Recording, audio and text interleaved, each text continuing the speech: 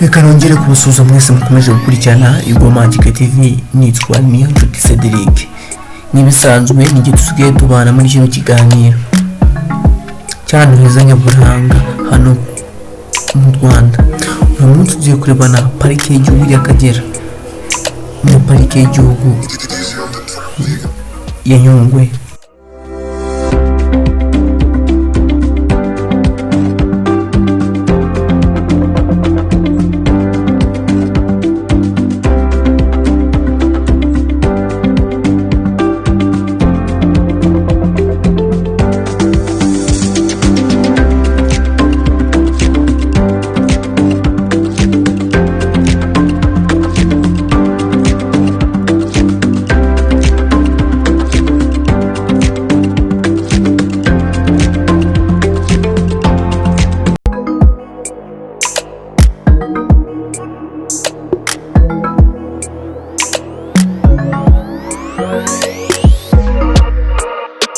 Parike y'igihugu y'Akagera iherereye mu burasirazuba bw'u Rwanda.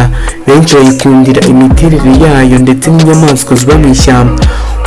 Umuntu agenda amasaha atari make mu gihe yifuza kurizenguruka. Kwambukiranya parike y'Akagera ingana na kilometero kare 1200 ugahera hitwa Kiyonza mu murenge wa Muri mu karere ka Kayonza, ugasukira ahazwi nka Nyugwe, ugakomereza ku cya Nyirangengene mu murenge wa Karangazi muri Nyagatare. Bitwara amasaha 6 cyangwa 7 mu modoka. Ni urugendo rw'ibirometero 120 ukora witegereza ibinyabuzima Imana yaremye, hamwe ukisanga utemerewe kuva mu modoka bitewe n'ubukana bw'inyamaswa uranazo. Ubu iyi parike ni imwe mu zikomeye muri Afurika kuko ifite inyamaswa 5 zifatwa nk'izikaze kurusha izindi kuri uyu mugabane, arizo inkura, intare, imbogo, inzovu ndetse n'ingwe. Muri iyi parike y'igihugu y'Akagera hari inyubako zakira ba mukerarugendo nk'iyitwa Magashikamu iri ku mwaro w'ikiyaga cya Banyakizinga, ndetse bafite n'ubwato bwo gutembereza icyo kiyaga. Reka rero twigire kuri parike y'igihugu ya Nyugwe iherereye mu burengerazuba bw'igihugu cy'u Rwanda.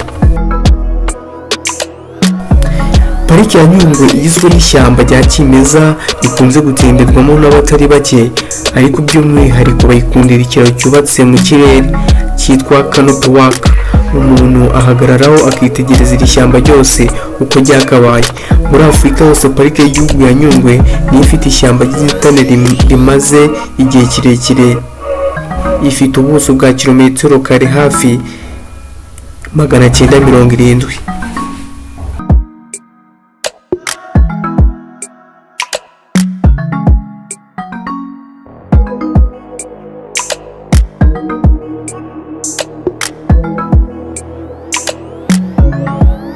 Muri iyi parike naho bafite inzu zakira ba mukerarugendo zizwi nko ku izina One and Only Nyugwe House, ifite ubwiza budasanzwe.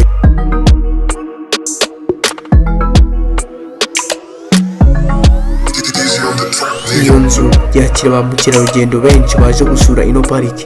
Reka mbashimire mwese twabanye muri kino kiganiro, kana subscribe, share na comment kuri Ibintu TV. Tuzahure ubutaha. Nitwa Cedric.